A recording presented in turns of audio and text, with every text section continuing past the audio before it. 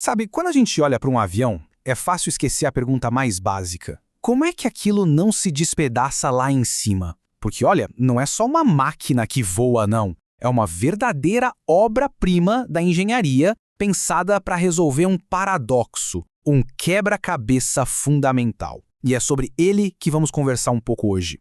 E o paradoxo tá aí, bem na nossa cara. Pensa só. Por um lado, o avião precisa ser forte, mas forte mesmo. Tipo, resistente como aço para aguentar umas forças que a gente nem imagina. E ao mesmo tempo precisa ser leve, leve como o ar, para conseguir sair do chão. É isso, força e leveza. Dois opostos que têm que andar de mãos dadas em harmonia total. Tá, mas como é que os engenheiros fazem essa mágica acontecer? Bom, vamos fazer uma espécie de tour, um raio-x pela anatomia do avião. Dá uma olhada nesse esquema aqui. A gente tem a fuselagem, que é o corpo, as asas, a cauda, que é a empenagem. Cada pedacinho desses tem uma função super importante. Esse vai ser o nosso mapa da exploração. Só que antes de mergulharmos em cada uma dessas partes, tem uma coisa que precisamos entender primeiro. É como se fosse o esqueleto invisível do avião. Vamos falar das forças brutais que agem sobre ele. E claro, dos materiais super especiais que são escolhidos para aguentar o tranco. E essa é a pergunta de $1 milhão, né? Como um avião aguenta essas forças todas? E olha, não é só do peso do avião, das pessoas, da bagagem que estamos falando. Pensa na força de uma turbulência violenta, na pressão do ar batendo contra a fuselagem em altíssima velocidade. É muita coisa. Como ele não se parte no meio? Então, a resposta para isso está na forma como a estrutura é projetada para lidar com 5 tipos básicos de esforço. Eles estão agindo o tempo todo no avião. Olha só. Primeiro, a tensão, que é a força que tenta esticar tudo. Depois, o oposto, a compressão, que tenta amassar, espremer. Aí vem a torção. Imagina torcer uma toalha molhada. É isso. Tem também o cisalhamento, que é como uma força de tesoura tentando cortar. E, por fim, a flexão, que na verdade é uma mistura de várias dessas. A estrutura do avião é basicamente um balé super complexo para equilibrar todas essas forças ao mesmo tempo. E para dar conta de tudo isso, o material perfeito precisa ter 3 qualidades que, vamos combinar, não se dão muito bem juntas. Primeiro, óbvio, tem que ser resistente. Segundo, tem que ser leve, senão não sai do chão. E terceiro, e talvez o mais importante, tem que ser super confiável. Porque, falhar a 10 mil metros de altura simplesmente não é uma opção. A engenharia aeronáutica vive nessa busca pelo equilíbrio perfeito entre essas 3 coisas. E qual foi a grande sacada para resolver esse dilema? Alumínio. Mas não alumínio puro que a gente vê por aí. São ligas de alumínio, sabe? Uma mistura dele com outros elementos que o deixam bem mais forte, mas sem perder a leveza. É essa combinação que dá o melhor custo-benefício entre peso e resistência. Por isso que ele virou o queridinho na construção da maioria dos aviões. Isso tudo nos leva a um ponto importantíssimo: segurança. Os fabricantes fazem testes absurdos com esses materiais para saber exatamente até onde eles aguentam. Tem até um ditado no meio da aviação que é perfeito para isso. Um piloto que respeita as limitações da aeronave certamente não terá muitas surpresas desagradáveis. Entender esses limites não é só uma recomendação, é uma regra de ouro.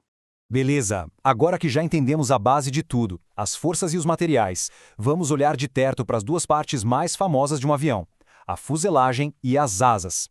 Vamos ver como elas são feitas para aguentar o rojão. Então, a fuselagem. Ela é basicamente o corpo do avião.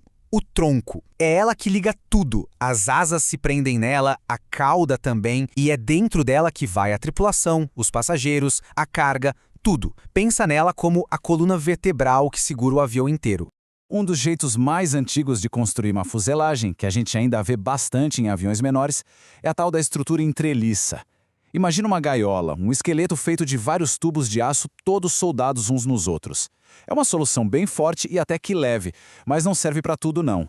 Aí evoluíram para outra ideia, a estrutura monocoque.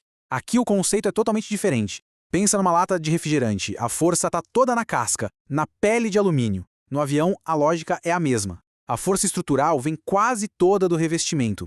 O problema? Para essa pele aguentar a pressão, ela precisa ser bem grossa e, por consequência, bem pesada. E aí que entra a solução que mais vemos hoje em dia, a semi-monocoque. Ela é literalmente o melhor dos 2 mundos. Ela tem um esqueleto interno, tipo a treliça, para dar um reforço. Só que a pele externa também é projetada para aguentar parte da carga. Com isso, o esforço é distribuído de um jeito muito mais inteligente. O resultado, uma estrutura super forte e, ao mesmo tempo, leve. A combinação perfeita. E as asas? Ah, as asas são as verdadeiras fábricas de sustentação do avião. E por dentro, elas também têm um esqueleto próprio. As peças principais são as longarinas, que são como a espinha dorsal da asa, indo de uma ponta a outra.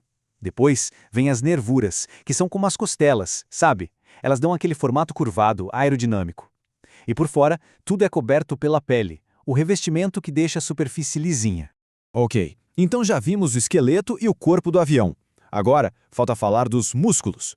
Como é que essa estrutura toda, que parece ser fixa, consegue se mover, virar para lá e para cá no ar com tanta precisão? A resposta para isso começa lá atrás, na cauda do avião, que chamamos de empenagem. A grande função dela é ser o estabilizador. É a empenagem que garante que o avião voe reto, que não fique sambando no ar. Ela age como as penas de uma flecha. E como dá para ver, existem vários tipos, vários formatos. A convencional, a em T, em V. Basicamente, essa cauda se divide em duas partes. A parte deitada é o estabilizador horizontal e aquela pecinha móvel na ponta dele, o profundor, é que faz o nariz do avião subir e descer. Esse movimento se chama arfagem.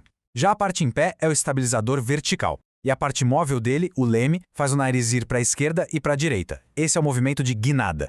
E aí a gente junta tudo. Além do profundor lá na cauda para subir e descer, e do leme para ir para os lados, temos os ailerons, que ficam lá na pontinha das asas. São eles que fazem o avião inclinar, uma asa para cima e outra para baixo. Esse movimento é a rolagem. Juntando esses três, ailerons, profundor e leme, o piloto tem controle total sobre o avião em todos os eixos.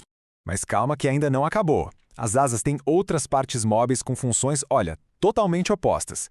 De um lado, temos os que ajudam a criar mais sustentação, os flaps e os slats. Eles são super importantes para o avião conseguir decolar e pousar em velocidades mais baixas. E do outro lado, temos os que fazem o contrário. Eles destroem a sustentação. São os spoilers. Eles servem para criar arrasto e funcionar como um freio aerodinâmico depois que o avião pousa. Essa imagem aqui é perfeita para entender isso. Olha só. Na parte de trás e de baixo da asa, os flaps estão para fora, estendidos. Isso aumenta a curvatura da asa e gera mais sustentação. Agora, olha na parte de cima da asa. Tá vendo essas placas levantadas? Esses são os spoilers. Eles se levantam para quebrar o fluxo de ar, reduzindo a sustentação e freando o avião. E com isso a gente fecha o nosso raio-x da anatomia do avião. Deu para ver que cada pecinha, cada material, cada formato não está ali por acaso, né? É tudo uma resposta a um desafio gigantesco de engenharia. E isso nos traz de volta aquela primeira pergunta, aquele paradoxo do começo. Para uma máquina feita para voar, o que é mais decisivo? A força para aguentar tudo que o céu joga nela ou a leveza para conseguir, em primeiro lugar, conquistá-lo? É uma disputa que existe no coração de cada avião que a gente vê lá em cima.